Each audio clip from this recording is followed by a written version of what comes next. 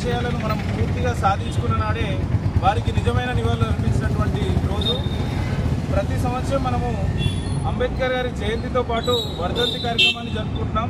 అదేవిధంగా వారి ఆశయాలను కూడా ముందుకు వెళ్ళే విధంగా కొన్ని ప్రణాళికలు సిద్ధం చేసుకొని ఆ ప్రణాళికల ద్వారా అంబేద్కర్ ఆశయ సాధనలు అన్నింటినీ ప్రతి ఒక్కరికి తెలియజేసే విధంగా తీసుకెళ్లాల్సిందిగా మీ అందరినీ కోరుకుంటున్నాను.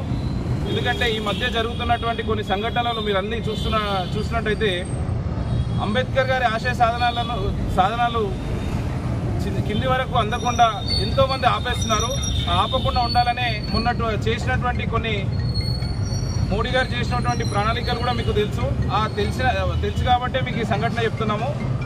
ప్రతి ఒక్క కార్యక్రమాన్ని, ప్రతి ఒక్క సూచనను ఆయన చేసినటువంటి సేవ మహిళలకు మరియు వెనుకబడినటువంటి తరగతుల వారందరికీ న్యాయం చేశారనే విషయాన్ని ప్రతి ఒక్కరికి ఈ సంఘటన ద్వారా తెలియాల్సిందిగా కోరుకుంటున్నాం.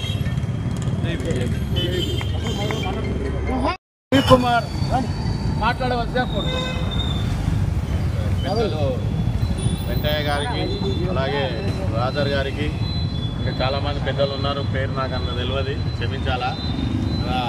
బాబాసాహెబ్ అంబేద్కర్ గురించి మాట్లాడాలంటే తెల్లారి దాకా సరిపోదు, ఇయర్ అంతా కూడా సరిపోదు.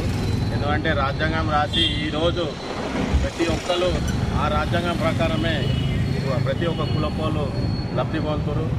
ఈరోజు కార్యక్రమం చేసుకోవడం చాలా ఆనందంగా ఉంది. మన ఈ గాంధీ సంవత్సరంలో ఈ కార్యక్రమం చేయడం చాలా హ్యాపీగా ఉంది. ఇలాంటి కార్యక్రమం ఇంకా ముందు నాదర్ చేస్తూ మా అంబేద్కర్ సార్ మా అడుగు జాడలో నడుస్తూ మేము కూడా ఎప్పుడు అంబేద్కర్ని స్ఫూర్తిగా తీసుకొని నేను ఎన్నో కార్యక్రమం ముందు చేసుకుంటూ పోతున్నా.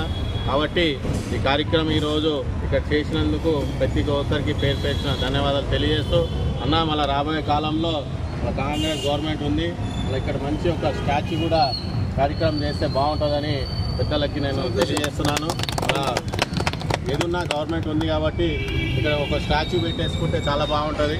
మరి ప్రతి సంవత్సరము పెట్టడము, దీని వెనకాల మళ్ళీ ఇంకో ఫోటో పెట్టడము మా అంబేద్కర్కి కించపరిచినట్టు అనిపిస్తుంది నాకు. కాబట్టి అందరూ సహాయ సహకారం తీసుకున్నాం.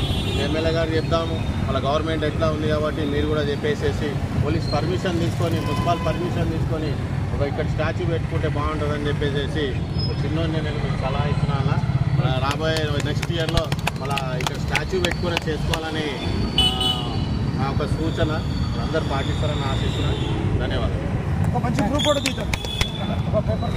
అందరికీ ఈరోజు ఈ స్థాయికి ఇక్కడ నిలబడుకొని జయంతి వర్ధంతి కార్యక్రమం చేసుకోవడానికి అవకాశం కల్పించిన ఆ మహాత్మునికి ఆత్మకు 2 నిమిషాలు శాంతి కలగాలని అందరం కూడా మౌనం పాటించవలసిందిగా అందరినీ కోరుకుంటున్నాను.